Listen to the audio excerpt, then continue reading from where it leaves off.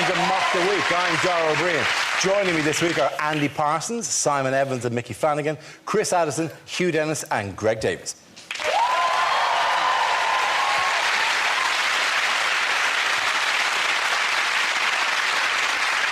We start with a round called Headliners. Here's a picture of the Lib Dem top brass recently. But what does CRCT stand for? Is it Cable reaches centenary today? Cable remembers Crimea and Trafalgar.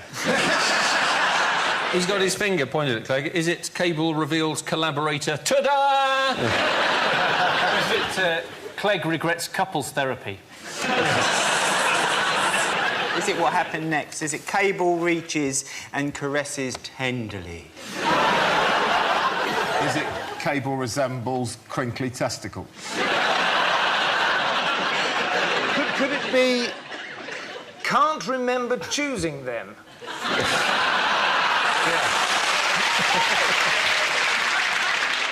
Is it Cable realises Clegg's a Tory? Yeah. I think Tosser would have got a bigger... Yeah? So have a crack at that one. You make it political, I'll make it funny. Does anyone have the correct answer? Is it conference reveals coalition tensions? That's exactly what it is. Thank you very much, Andy. Yes, the answer I was looking for was conference reveals coalition tensions. This is the news that the Liberal Democrat Party conference has exposed growing tensions within the coalition. The latest claim comes as the party's president, Tim Farron, says the Lib Dems have become tainted by their association with the Conservatives, comparing the coalition to a marriage that is heading for divorce. Now, who's come out fighting this week, then, for the Lib Dems? They all have, haven't they? Yeah. Did you see what the slogan was for the Lib Dem conference? In government, on your side. And I was thinking, surely a better slogan would be, in government, still can't bloody believe it. This was the bit, because it's a very fighting talk kind of conference, and it was like, oh, we're not the talk, oh, we're showing them every day. One of the things he said was, we are blocking Tory laws every day. Like they're ninjas, and these things are being flung out there. This is going to be the biggest divorce since Paul McCartney dumped Heather Mills, although, unlike the Tories, Heather Mills does lean slightly to the left.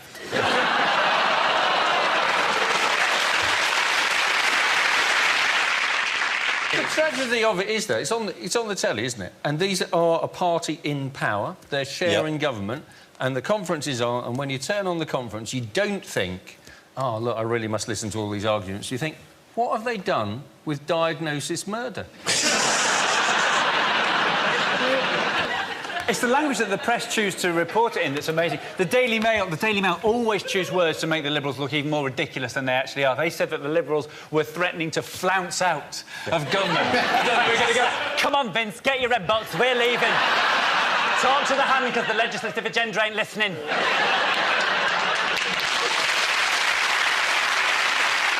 And he said we're punching above our weight. Yeah. Where I come from, that's a really bad thing. Well, you're punching above your weight a bit, aren't you? Yeah. In my town, you're punching above your weight if your wife hasn't got a beard. What proposal has Energy Secretary Chris Huhne announced this week? He's going to try and force energy companies to reduce prices, isn't he? Something about... Yeah, he is, because he thinks that people aren't getting the competition they deserve. I think the problem there is that people don't understand energy supplier. The phrase, do they? Particularly teenagers and stuff. You say, you know, have you switched your energy supplier? They'll probably go, well, like I was on Lucozade, now I'm on Relentless. That's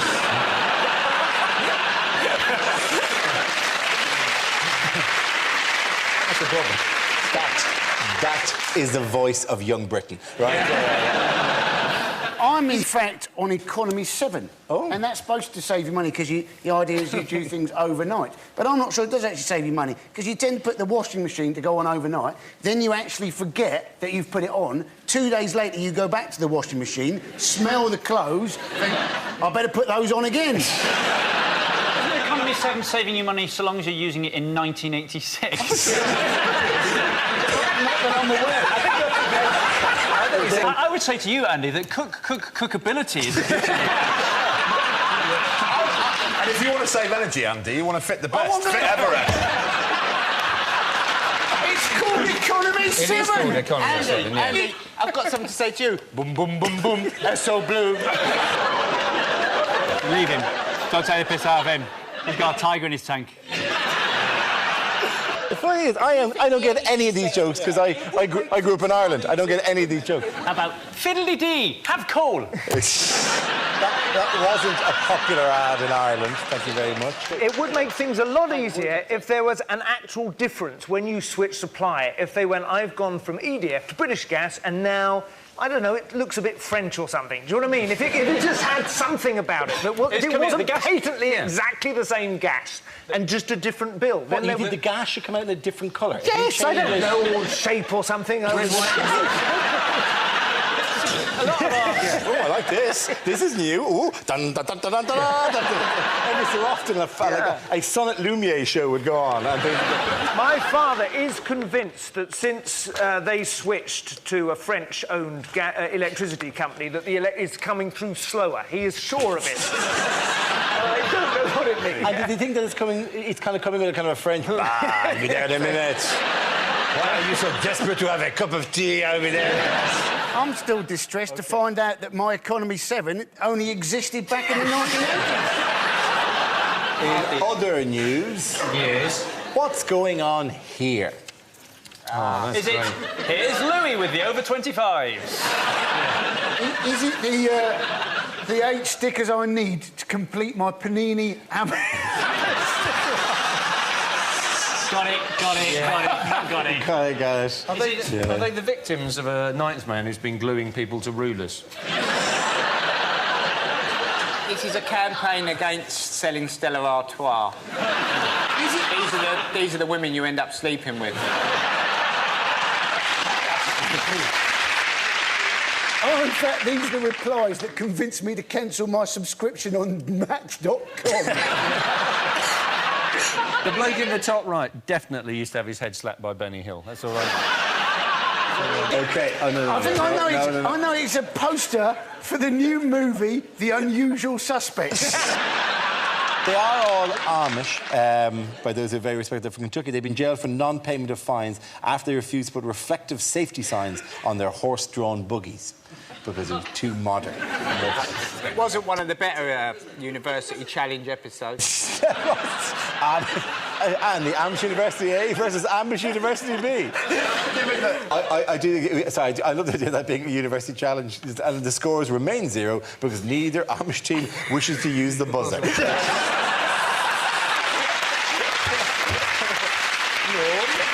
He looks so much guiltier, that bloke in the top right, than all the others, doesn't he?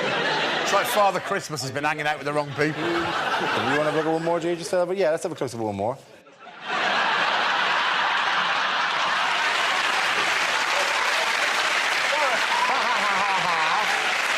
You had this up your sleeve.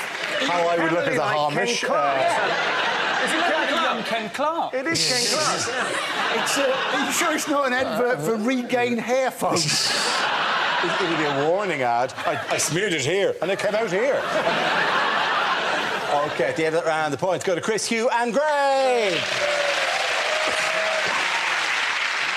Now, we play a round called Tinker, Tailor, Soldier, Stand-Up.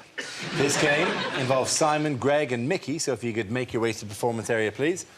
This round is a stand-up challenge. I launch a wheel of news, and wherever it chooses to stop, one of our performers must step forward and talk about that subject. The winner is whoever I think is the funniest. OK, here we go.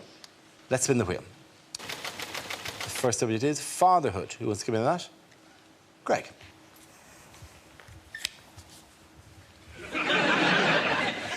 Yeah, my father has taken fatherhood in a very strange direction in the last few years. And it started about 3 years ago at Christmas when he announced to me, and this is a quote, and all of what I'm about to tell you is entirely real. This happened. He said to me, "Son, I am 72. I said, "I'm aware of that." He said, "Yes. I've decided from now on I shall start behaving exactly as I see fit." And I said, "Well, I would welcome that." He said, "I'm glad you agree, because when you come home for Christmas, you'll discover this year that I am wearing a Christmas outfit." I went, "All right, then." Then I got home and, true to his word, he was wearing a Christmas outfit. I swear to you, it was one giant pair of white underpants that stretched from his knees to just below his nipples and a novelty Santa hat with a flashing bulb on the end. And he came downstairs, and this is a quote, "Do you like?" I said, "I find it a bit challenging." He said, "I don't give a shit what you think." And he went off to eat some cheese. This is where it gets weird. I went out that night with some of the people in my hometown. Midnight, anticipating me coming home, my mother tells me he did this.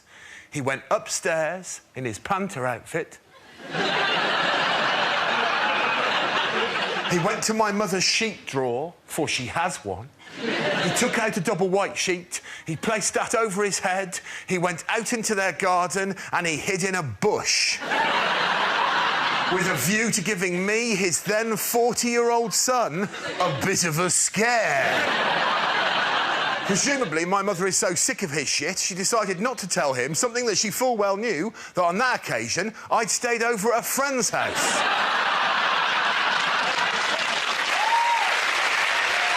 Well done. OK, let's spin the wheel again. The next subject is class. Who wants to come in on that? Simon. Class, yes. This is a society. Our country is a society riven by class. I was very much aware of this when I lived in Brixton for many years. Yeah, exactly. No, seriously, the streets of Brixton are littered with homeless people, vagrants, derelicts of one kind or another. It's very distressing if you're trying to pursue a middle-class path. And you become... And I could blink at myself to them when I was a young man, but when I had children, it became more difficult. Certainly, if we had a three-wheeler, we could get over most of them, but it slowed you down. And it would puzzle me why they were there, to be honest, because, I mean, homelessness is very sad, but why, if you're homeless, would you choose to stay in Brixton? The one advantage of being homeless is you can choose where you live. A couple of hours' walk, you could be in the countryside. A couple of vouchers out of the Daily Mail. You could be in the south of France by the weekend. Pick up some cheap booze on the ferry. They like a drink, don't they, the homeless, as a rule? I don't want to tar them all with the same brush. Although if you sleep on the road, that will happen sooner or later.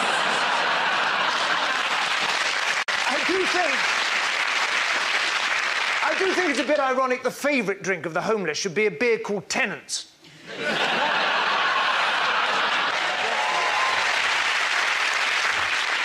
OK, that leaves us with Mickey. Let's see what you've been left with. Let's spin the wheel. And subject is fashion. Now, I'll tell you about fashion. Now, a few years ago, I was looking for a new image. So I started going on stage like this, thinking that'll create an image for me. They'll go, "Oh, you've seen the geezer, stunning looking. Where's his top button done?" But I subsequently found out the image this tends to create is you're a wanker. So I looked into the whole issue of it, and I'll tell you the situation with the shirt button, OK? So, because the people don't really thought of like that, they tend to undo their top button. There we go. It's better, isn't it? However, it's not enough. Still a bit too high. Still a bit of tension in the room. What you really want is one more. Watch. See that? It's palpable, isn't it? Everyone's going, whoa, thank God for that. That is the level of buttonage we require from a man going out for the evening to the all-bar one. Very good. However, if I go one more, I'm suddenly back to being an arsehole again.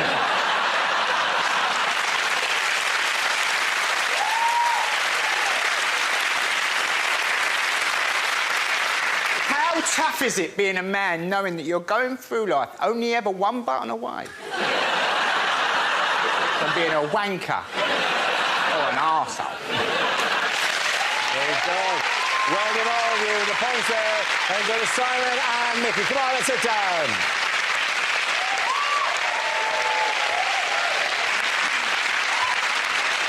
Our next round is called If This Is the Answer, What is the Question on the board of 6 categories. Simon, which category would you like? World news, please. OK, your category is world news. And the answer is 328 billion. What is the question? Is it measured in pounds? How fat is your mama? How many items do you get free if you buy one at Lidl? Is it how many trailers have there been for Downton Abbey? Is it, according to the Daily Mail, how many travellers are there at Dale Farm?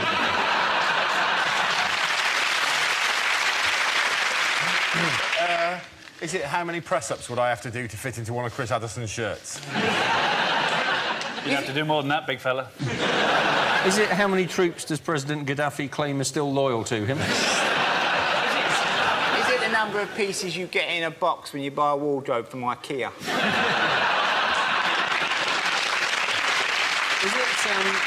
Is it how many points does Silvio Berlusconi have on his brothel nectar card? Is it, in fact, how many missed calls from Zara were on Mike Tyndall's answer phone?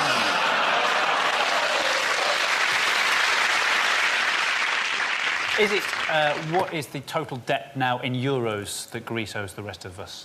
That's absolutely right. Thank you very much, Chris Addison. Right. Yes, the question I was looking for is, what is the total debt faced by Greece? This is the news that Greece, whose debt is a staggering 320 billion euros, is teetering on the brink of bankruptcy. Eurozone finance ministers are in disagreement about how to bail out the Greek economy. So what progress is it making? Well, they've given the telly back to Bright House. It's bad news, though, isn't it? They owe 250 grand each. Yeah, apparently, yeah. But, I mean, it is bad news. I mean, imagine how bad doner kebabs are going to taste when they start putting really cheap meat in them. Do you know what it is? Given the products they're most famous for, they're particularly worried about a double-dip recession. You know who I feel really sorry for in all this mess? The guy who's been charged with the job of putting all the plates back together. Because they can't afford to keep breaking them, so he's being asked to glue them back together again. It's all rubber plates now. And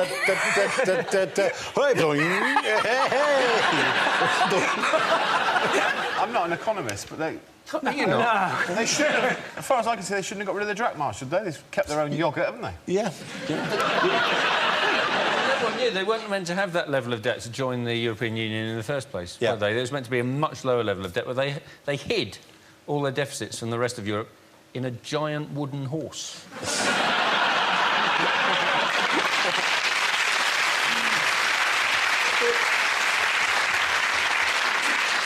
What's making it worse is they're continuing to spend. That's the problem. European finance ministers are saying they've got to do some belt tightening. They can't do belt tightening. They wear togas. They look ridiculous. They look like they're in Howard's Way. Not only are they spending, they're also not paying any tax at all. Corinth, the authorities have collected... The amount of euros collected in the entire city in the last 6 months is £18,000. Nothing. Apparently, according to people claiming it, there are 12 million people, only 5,000 of them make more than 90 grand a year. They are claiming. Nobody is admitting anything. The whole country just gone, we're not paying tax. We're just not paying it. And like, that's why the Germans are going, now, we'll give you the money, but are you going to pay the tax? And they're going, yeah, no problem, yeah, give us the money. OK, we've got the money. What's happening there?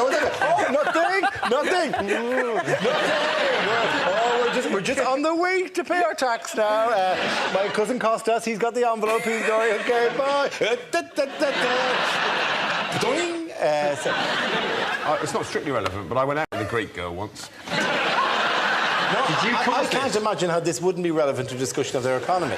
Did you not have much money, Greg? Yeah. I'm just throwing it in. Yeah. I was in a lift once in Greece, and this Greek man turned to me and he went, "Are you sometimes gay?" Well, it's giving you a way out there. Because it went really quiet, and he went, "Are you sometimes gay?" You've done a bit of travelling around France, No, never really, no, never. He went, "OK." OK, in other news, who has been granted a last-minute injunction? The travellers Yes? Yes. at Dale Farm. At Dale Farm. There is a sort of irony, isn't there, in the fact that the travellers don't want to go anywhere. It's sort of...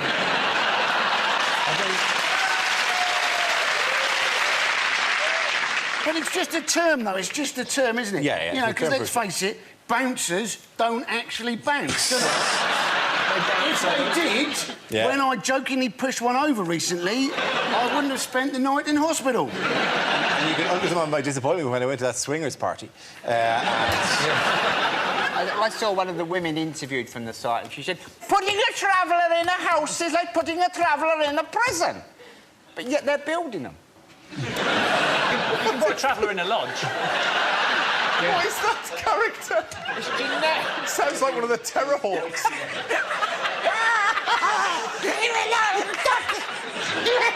God! They're always claiming this You've gone through mysterious... so many different countries with that accent as well. Welsh, French... What do you think? To be fair, it did kind of be like, I'll get you, Smurfs. When I first heard about the story, I thought, I really hate travellers. And then I realised it's the Irish travellers, it's not those twats who go around the world for a year after university. And I kind of calmed down. I'd love to see the bailiffs going after them. No! You'll never take my dream catcher away from me! It's not a dream catcher, it's string. It's a shockingly disappointing gap year, though, if you end up in Basildon. yes. Depends where you start, I suppose. That's why the people of Basildon are so upset. They're just sick and tired of these posh people moving into the area. Who else come out and support them? Everybody, loads of people. When I first turned the news on, there were 2 bishops and an actress turning up to a caravan site. I was hoping for some low-budget 70s porn. Didn't turn up. And then Gloria Hunniford, who it turns out wasn't there in support of them. She was there for her new show, Wish They Weren't Here. The arrival of the bailiffs was one of the biggest anticlimaxes I've ever seen. There was about 30 of them, and they had one 1970s loudhailer between them. And the lead bailiff went, is there anything I can say to persuade you to leave? And there was like a Life of Brian pause. And one... Speak up! Is there anything I can say to persuade you to leave? And then there was another pause, and someone went, fuck off! No, you just hear the woman, she went, I put a curse on you, I put a curse! She didn't. They're always giving it the curse, don't they? The minute it kicks off, I put a curse on you. Oh, in that case, we'll leave it then. You stay where you like. Right now, everybody watching this has got their remote control going, there's something wrong with the sound. No idea. OK, at the end of that round, the points go to Chris, Hugh and Greg.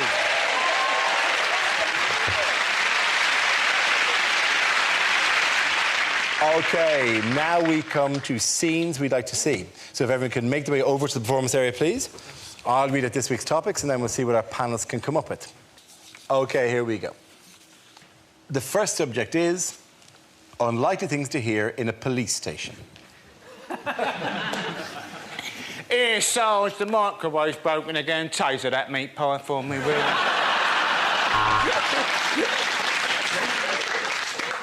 I know it's unlikely, but I don't suppose anybody has handed in Colonel Gaddafi, have they? I noticed the burglar making his escape. At this moment, I cursed the police cutbacks and gave chase, shouting, Nina, Nina, Nina. All units, be on the lookout for a purple Renault Clio. Registration number, Saffron Doily 22, Bongella Chrysanthemum. Hiya! No, we didn't manage to evict many of them, Sarge, but the good news is I got some lucky heather. No, I've not come to report a crime. It's just that I really missed the bill, so I thought I'd pop in for an hour. Here, Sarge, pass us the art section out the Guardian, will you, mate? Yes, I know how identity parade works. That's her! That's her! That's the woman I robbed.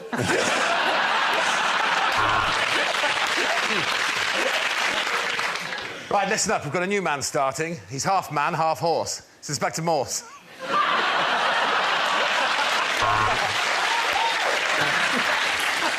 Yes, our new 50-inch plasma screen TV. It is rather nice, isn't it? Well, if you can't beat 'em, eh?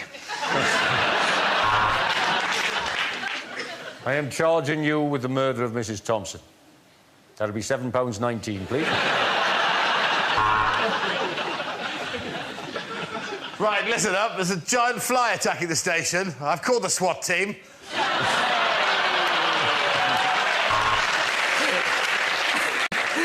Thank God you've arrived, officer. Some bloke just jumped into the boot of my car and shot himself 14 times. Yeah, we got the tox report back. Turns out they go straight after the ticks. I was about to arrest her, Sarge, but to be honest, my bottle went because she shouted out, "I put a curse upon you! OK, the next topic is unlikely things to hear in a science documentary. Having cloned Ian Wright, we now know that two Ian Wrights don't make an Ian wrong. Erectile dysfunction. Physical problem? Or has the wife just let herself go a bit?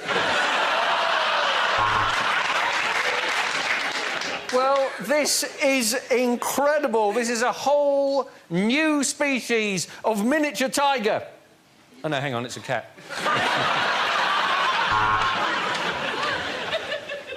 Now, pay attention. Here comes the shampoo bit. We discovered the source of the quark. It's the sound made by a posh duck.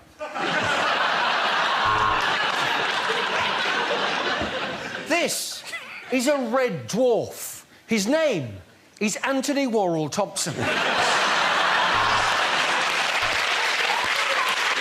Welcome to the sky at night. And if we look out, oh, hell, Croydon's on fire. Despite getting a very bad press, biological weapons work at much lower temperatures than non-biological weapons. Without penicillin, well, I'd still be cursing that day I went to Bangkok.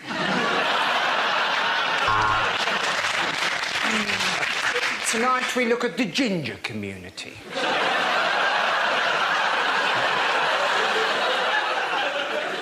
Physical anomaly or God's cruel joke?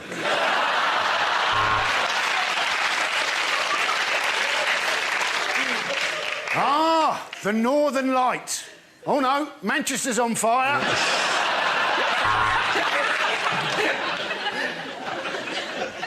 But will they find a cure in time? The last hope for mankind lies with scientists here at the Laboratoire Garnier. Tonight on Show Me the Evidence, we look at the traveller community.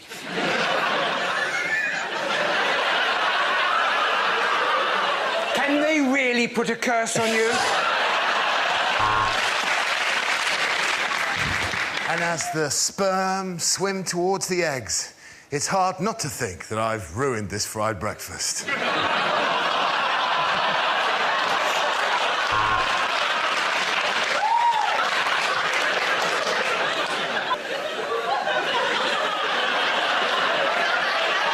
I'm never again going to have a fried breakfast. OK, at the end of that, the points go to Mickey, Simon and Andy.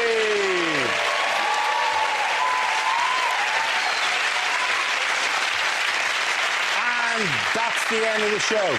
This week's winners are Andy Parsons, Simon Evans and Mickey Flanagan. Commiserations to Chris Addison, Hugh Dennis and Greg Davis. Thank you for watching. I'm Darrell Green. Good night. Dara and Comedy Chums back later at 10:10 next week. Stephen Fry and Alan Davis joined by Frank Skinner, John Bishop and Sean Locke for QI tomorrow at 10 on BBC Two.